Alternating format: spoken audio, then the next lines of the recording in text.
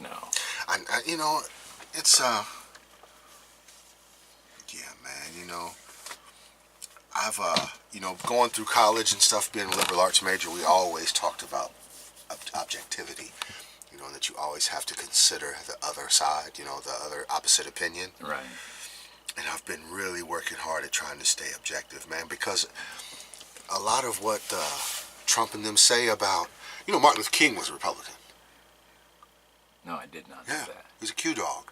And the Qs, the Omegas, the biggest black fraternity, is notoriously Republican. And because again, many in the Republican Party, even in the Democratic Party, like Bill Clinton's basically a Republican. There's not much difference between Bill Clinton and George H.W. Bush. There's not much difference at all in their overall policies. Bill Clinton was more of okay, we're going to tax the rich more, we're going to have more revenue. That's how we had a surplus. Was that revenue? You remember when Barack Obama was running the first time? No, when Barack Obama was president, and they asked a whole panel of Republicans in the primary for Barack Obama's second election if they would take 10 to 1 in $10 in cuts and $1 in revenue, and they said no, they wouldn't take it. It's become dogma. It's become something that they just won't compromise on, and I think it's what really is hurting our country. Bill Clinton didn't want to go for all that. He was like, we have to have revenue. There was a time when our country was right after World War I in the 50s, where billionaires paid 80% of their income in taxes. Wow. 80%. Yeah. Now it's down to 20. I mean, now theoretically it's like 20. Right. I think they said Hillary just paid 34. Yeah. And they don't even go for the tax. The more property you have and all that stuff, there's more room to play with. Like Donald Trump. That's why he's not releasing his tax returns, because he's not paying any taxes. Right. Because he's an expert, and he's got expert help in avoiding paying taxes. He even said it himself. That's my business. That's how I get rich. How, in this political climate, talking about taxes, can people in a clear conscience vote for a guy who's going to raise their taxes without knowing his? How do people do that? I just think a lot of those people are blinded by their emotions, man. And that's the only way I could even come close to justifying that, man, is that he has directed their attention to other places that are really emotional issues. He validates the feeling that they don't feel safe. He validates the feeling that they don't feel secure, even though they may be. Crime is down. Nationwide. 50% from what it was in the 80s. Right. And in the 90s. It's down, way down. Right. When George Bush was the president, we were losing 800,000 jobs a month. 800,000. Now, what was the last jobs report? Right. But people still believe that we're worse off than we were before Obama came into office. That's the right-wing PR machine. They hammer that stuff home. They hammer that stuff home. They hammer that stuff home because they have nothing else to stand on. Watch. If Donald Trump gets into office, man, our economy is going to suffer. I think everybody knows that. It's going to suffer. But he has got everyone's attention diverted every time. And again, I think the terrorists know it. They want to hurt us. And they know. Putin is fucking donating money to this fool. It's like, I'm not always right, and I don't have to be right. I have learned to scroll. Right. Some stuff, just get away. Don't even dignify it. Don't even get caught up in this, man, because this stuff can ruin my whole day. Right. And what I've come to think about over the past couple of weeks is I may lose friends over this election. because it's the kind of values that I choose to live by. Like when I hear Republicans ask me why are black people Democrats, and I have been a registered Democrat when they've done nothing for us in the last 40 years. How many times have you been asked that question? I mean, look, and what I do is I look at the policy. You know, I know that during the Clinton administration from '92 to 2000, man, I did great. You know, the tax policies that we had then, and the economy was booming, man, because my taxes got lower, my paychecks got a little bigger. Right. You know, and with the minimum wage argument these days, I was taught in high school economics class that when there is more demand, when people have more disposable income and they buy more things, the price comes down.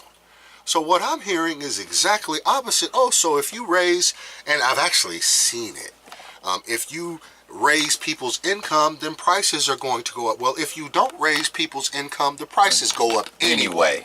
You know what's going on? I went to Palomino the night we went to see Branford Marsalis at Benaroya Hall, and it cost $100. And I don't know whether to tip, because they say that the gratuity has been taken out of it or whatever, but I don't know if they go onto my card and do it or what. It's kind of confusing. I don't really know what to do, but I do know this. I do know that I am for minimum wage, just because, like I said, well, I'm not in any ways an economics expert, but I just see that people work hard, you know, and people that work in the service industry, and we are now a service economy. They've been telling us that for 40 years, you know, that it was coming. Well, it's here, you know, and those people in those service jobs, man, deserve a wage that they can live by, you know. And I see that, you know, they talk about in recovery how it takes a psychic change in order for us to change the trajectory of our lives. I think for what it's going to take in the world and in our country is more of a psychic change. So when I see people from the right talk about what we need is God in the schools, and we need people to go to church and accept, you know, God in their hearts and stuff, in a way, I hear my grandmother talking. Right. You know, that is to give sight to the blind, visit the prisoner, you know, to feed the hungry, to clothe the naked, you know, and I truly in my heart believe in that. Just like the program, we talk about service. You know, not everything has to be in my self-interest, and I think our country will work a lot better when we get back to that. So in that way, I am more conservative. It was true. I remember when they started busing in Nashville, Tennessee in 1971. They started busing in Alexandria, Virginia in the very same year in the movie Remember the Titans. I can remember my grandmother hated to see, because her neighborhood school, North High School in North Nashville, closed down shortly after that, because it killed that school. You know, the kids from that neighborhood, how they did it was they split it up. So in elementary school, we would go to school in the black neighborhood and the white kids would get bussed over. And then in middle school, we'd go to school in the white neighborhood. And then we actually ended up going to high school in the white neighborhood too, but they mixed it around, but you would just skip back and forth. Hold on, let me interrupt just for a second, Davon. How old are you? 53 years old. Okay, so what you're saying to me is that you watched this happen, this change, when they started integrating. Yes. Correct? Mm-hmm. Now, for the people in my listening audience, they don't think about that. They think that oppression is 400 years ago, right? Yeah. Or oppression was in the 60s. Yeah. Now here we are, 40 years later. Mm-hmm. On the outside, it looks like everything's changed. What's changed? What really has changed? A lot and none. You know, I think a lot of policy has changed. Like it's illegal to deny people, in most ways, in most areas, it's illegal to deny a person on the face, de facto, by law, employment or any kind of civil judgment or anything based on their race. You know what I mean? But we have to look at de jure and de facto. What's the fact? You know, just like after the Civil War in the South, the federal laws, I mean, we have things like the Constitution, you know, but was that a fact after the Civil War? No, it was not. Black people did not enjoy the same civil rights as white people, you know, and things like that, I believe, die hard, and we're seeing it today, you know. You ever seen the movie Antoine Fisher? Yes. And you remember the part where the doctor gave Antoine remember? a book Right. about why. I remember getting beatings like Antoine Fisher got. Right. From my dad, an educated man. But you know, my dad did the same thing that was done to him. You know, I was raised to work. You were. You know, I know you, Curtis, man. You always. You know, me, for example, I'm not tooting my horn or anything, but when I got out of prison, I had food stamps for 2 years, right? But when I got out, I started working right off the bat, refereeing basketball games. Right. You know, then I started adding football and softball and stuff, and I started to make a little bit of money because I hustled and I worked hard. Right. And I was raised to work hard and be conscientious and do a good job. So all this stuff, you know, about I'm talking about we don't have no jobs, we don't have no education. I am direct proof that that's not true. Right. You know, people that use drugs, they're addicted, they're sick. So are you going to deny medicine and food to a person that's sick? Right. You know, so but you know, to get past the point, after 2 years, they took my food stamps away, and I was like, let it happen. It's time for me to grow. And I remember Rima telling me, he was like, man, this is a time for you to make up that difference in your hustle, in your game. You know, and you know what I did? I quit smoking cigarettes. I was like, my dad used to say, boy, if you can't afford cigarettes, why are you smoking? So I looked at how much it cost me to smoke cigarettes. It cost me about the same as it cost me to feed myself. There you go. $7 a day in groceries. That's $200 a month. Well, it's $2 more now, let me tell you. But you know, that's I was getting $200 a month in food stamps. Yeah. It cost me $200 a month to smoke. I quit smoking 4 years ago. It'll be 5 in December. So where are we headed, Davon? What's gonna happen, man? What's your prognostication? I prefer to be optimistic. It's my nature. You know, I think it bugs my girls sometimes, man, or people that I know, man, that I wake up cheerful almost every day, you know. And my dad used to always say, man, sometimes it's good to let them have it. And I'm trying to fix my mind to the specter or the fact of Donald Trump being president. And, you know, I'm not there yet. In a lot of ways, you know, I don't think it will really affect me personally all that much, you know, but I am a little fearful about his temperament.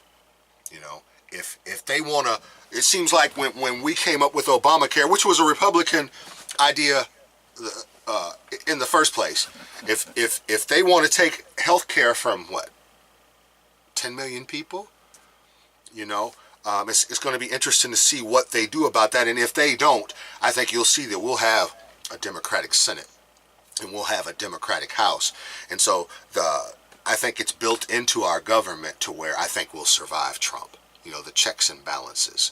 You know, if he nominates conservative Supreme Court justices, we've had conservative Supreme Court justices make liberal rulings before. Right. You know, I had a professor in college that said that liberalism,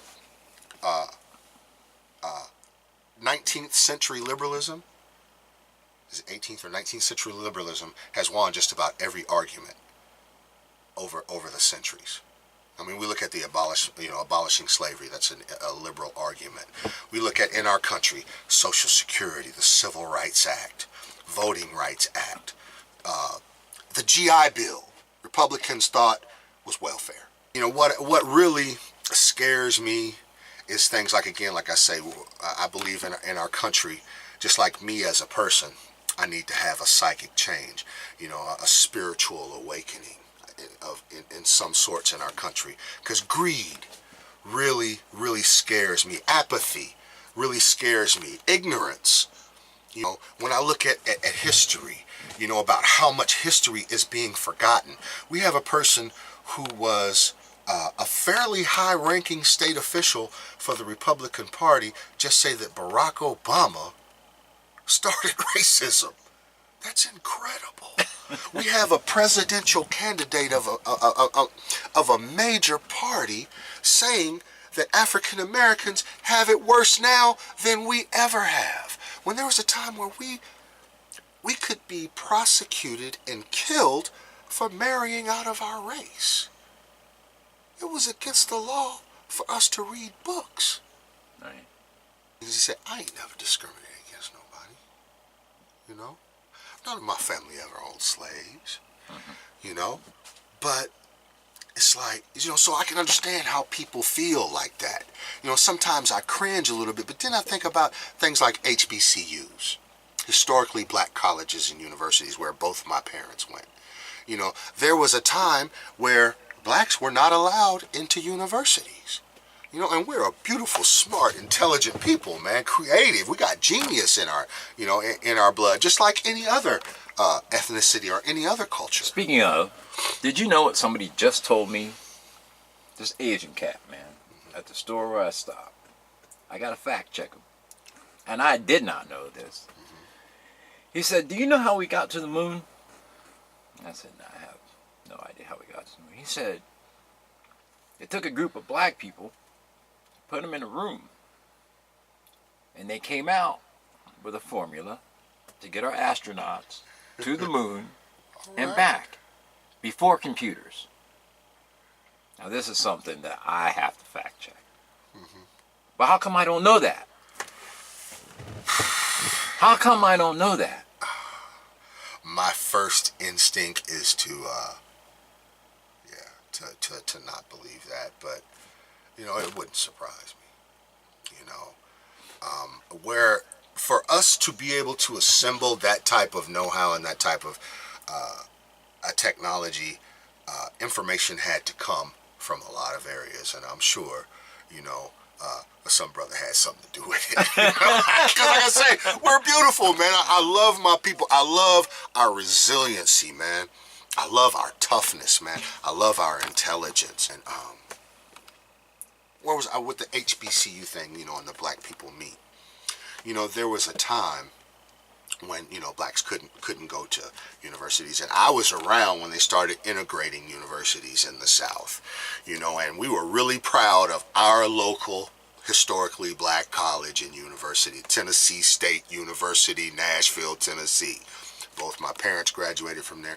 My sister graduated from there. Now, those colleges and universities were built out of a need. And many people still see the need for those universities today. And so, and that's what, it seems like a lot of America has lost perspective, and I think there is. I've been seeing this stuff, articles written about, white fragility and those types of things. And I know it's hard for them to hear that, right? But a lot of that is at play, right now. Just like, people talk about our country. I even hear black people talking about it all the time, about how, unemployment and the number of black people on food stamps and stuff is even higher since President Obama came in. Well, think about it. He's had a Republican Senate and a Republican House for 6 out of the 8 years he's been in office. That vowed to fight him on everything. Tooth and nail. Right. And so that has a lot of effect on it. And like what we talked about earlier, our government is basically ruled by Republicans today. If you look at the amount of governors, the Republican governors we have, the state legislatures in our country, when you look at the Senate and the House, we have a Republican House and a Republican Senate. So they are in part responsible for what we have today. Just as you got to be fair. Now, when Bill Clinton was in, You know, a lot of Republicans like to take credit for we had a surplus because we had a Republican-dominated House and Senate then, right? And they, in some ways, fought really hard to force some fiscal responsibility. You know, so yes, I give credit. You know, in a lot of ways, I think, you know, in economic areas, you know, Republicans, you know, they have some good ideas because they're in business big time. You know, they're supposed to be the party of business. So if I want to go into business, I want to listen to experts. Just again, like, you know, what with Hillary Clinton and Donald Trump, a lot of people, you know, this anti-intellectual, this anti-professional politician that I see around here. Do you want a novice doctor? Do you want a novice professor? A novice teacher? A novice pilot? Here, dig in my stomach, in my abdominal cavity, Mr. Novice. Right. You know, so the same, I don't want a novice at the government. I don't want some Monday morning backseat driver. Right. But if Donald Trump wins, which it's very possible, and you know, my heart tells me that Hillary will win, but my brain tells me that Donald Trump will win. You know, and if we do what I pray in my heart of hearts is that we don't behave like they did. That we say, okay, let's get our elbows dirty. I hope Hillary Clinton doesn't get downcast because we need her experience. We need her abilities as a civil servant to help us work some stuff out. You know, to get in there and start working on policy about how to, you know, black unemployment. It's high. Okay, I want to hear some ideas about how, I don't want to hear just about how we're going to bring jobs back in a whole bunch of drivel and double talk and gobbledygook double speak after that. I want to hear some concrete policy from people who are supposed to be the economics experts and the national defense experts. You know, but then again too, I saw where Bill Kristol was on, and D.L. Hughley were on the Bill Maher show, right? And D.L. Hughley said, "Man, I don't know why we listening to you, because we invaded the wrong country, took an unfinanced war in 2 different theaters, okay?" that were a disaster for our country, that are wreaking havoc in the world now, and you want to come up here and act like an authority now after all that. Oh, I apologize for that, but I still want to basically recommend that we do the same shit. You know, just like there's a thing where Barack Obama just vetoed. Right, the right to sue. Yes. So do we want every Iraqi that got their house illegally searched and seized during the Iraqi invasion to come back and sue the United States? Right. See, and that's just what a lot of Americans have a real blind spot. Man. That still has to go to the House. They can't pass that. But emotionally, Americans, they want to hear that. Right. We want to punish the world. We want to punish Saudi Arabia. Right. You know, for 9/11. You know, and all this stuff. Well, what did we do? After 9/11, we go invade the wrong country. We've had people, what's that Black Hawk thing? Yeah. Where it got set at an intersection and just started spraying people? And they can't prosecute that guy? Right. In their courts? I mean, Hillary Clinton is against that. Against our soldiers and our contractors being able to be tried, the courts in the countries that they serve. You know, it's like, again, man, I think America, man, we have such a blind spot. I don't want to get to be like, you know, you say, oh, you guys always think America's wrong first. Well, you know, we've had an empire. Right. And you can't say we haven't.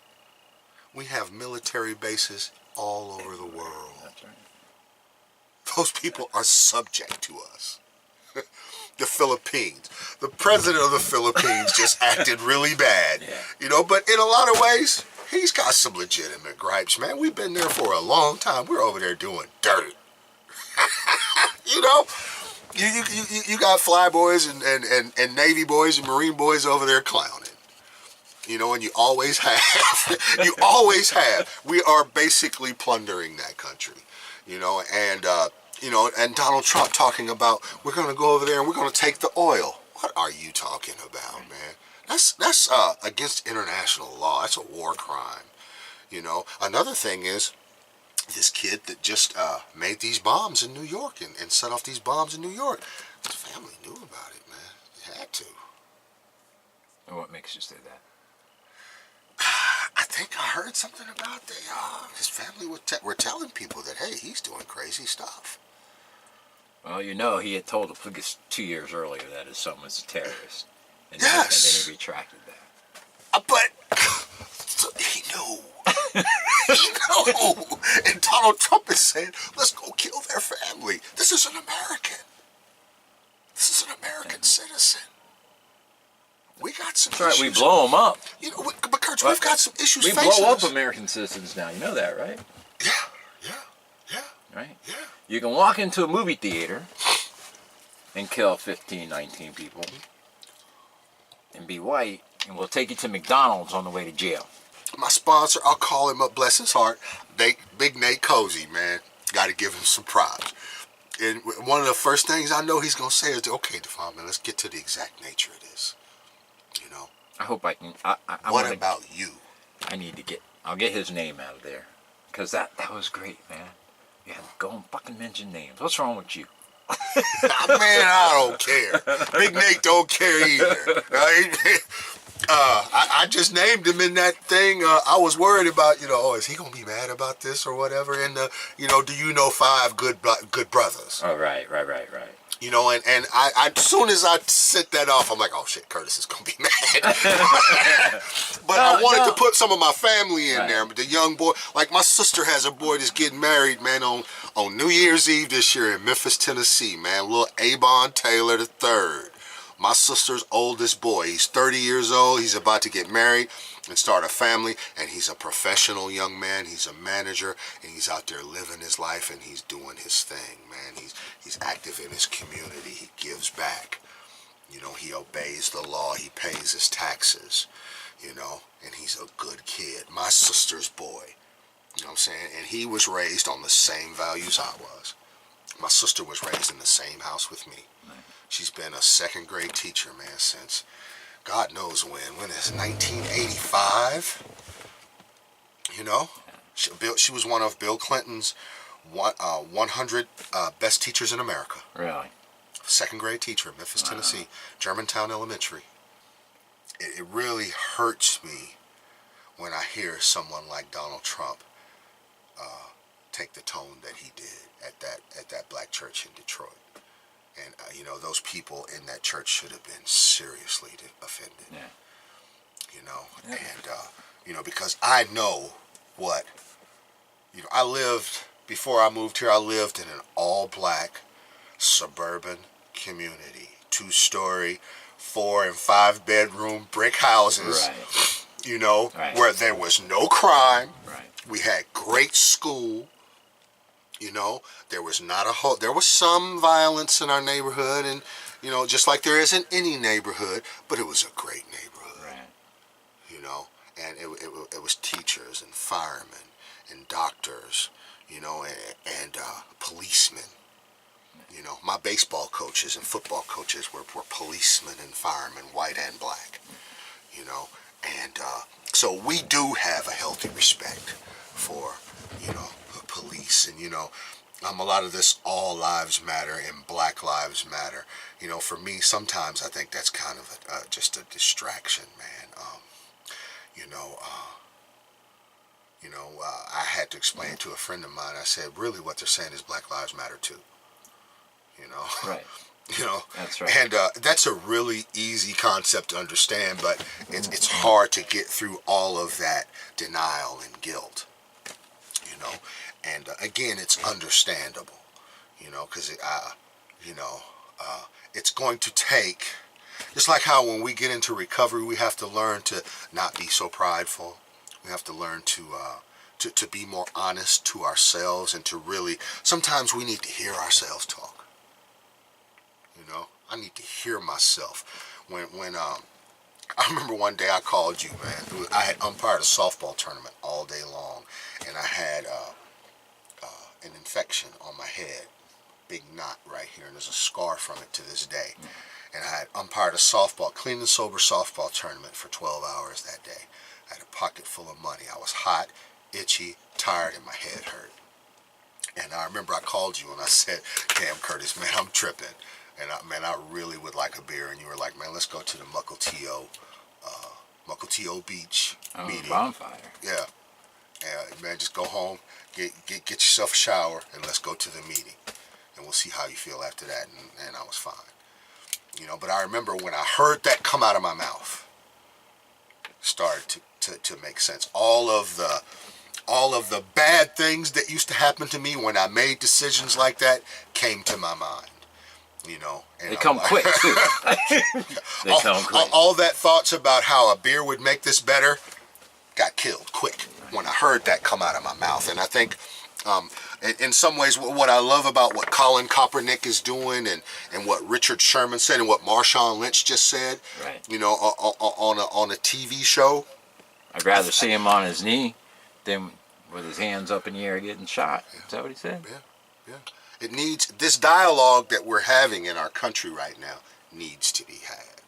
You know, we would watch MSNBC every day, you know, after work, you know, and talk about it. You know, that's where I learned my political philosophy, I guess, was basically with my dad and my uncles, you know, and my aunts and stuff. And, you know, we were like, man, he's starting to catch up to her, because we were Hillary Clinton then, you know, and it was like, man, I don't know if I want to see a brother be president now. Tough as it is right now, you know. And we knew, you know, that there was going to be a backlash to that. I know there are a lot of people that reflexively can't stand that man, and they can't really explain why. That's right. Well, what is it about Barack Obama that you don't like? And all you hear is a bunch of abstractions, you know. Yeah. There's Besides nothing... the fact that he's Muslim and not born in the United States. Wow. We have a major candidate, basically, who got where he is, starting with that.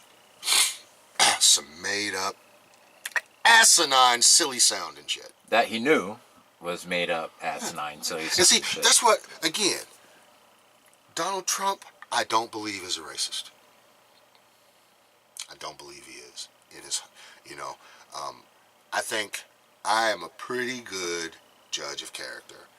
And I think what he is, though, is he's worse than a racist, because he's using that and manipulating people to grab power on that, on something that he doesn't even believe. And that just, to me, just makes him a monster. So that's the only thing that's different between him and Hitler, huh? Hitler believed this shit, and Donald doesn't believe it. You know, for a long time, you know, again, we're masters at self-deception. You know, and I believe this dude is too. You know, so you know, he's unbalanced, man. He's prideful. You know, he's vain. You know, he's greedy.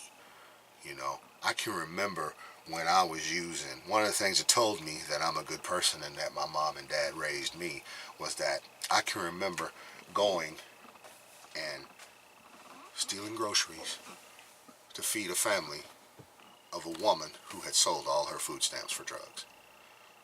And I remember seeing those kids in there, and I went and looked in her refrigerator, and there was a fucking box of baking soda in there and a jug of water. Next thing you know, they had oranges, apples, bananas, eggs, milk, cheese, potatoes. You know, Leroy Drake grocery shopping. Right. You know, there's no nonsense. You know, there's no tater tots, and you know, and popsicles. Right. Davon, I appreciate you coming out. I really do, because I think you're a brilliant brother, man. Man, thanks, man. And, now we're going to see what the rest of the world thinks about it. Oh, man, I don't want the rest of the world. This is probably crazy all over the place. That's all right. You know? I'm the master editor. All right. I am the master editor. All right, and I love your tone, man. You know, you are made for this, dude. The way you ask questions, man, I'm seeing a young I mean, or an Alex Haley or something. You know,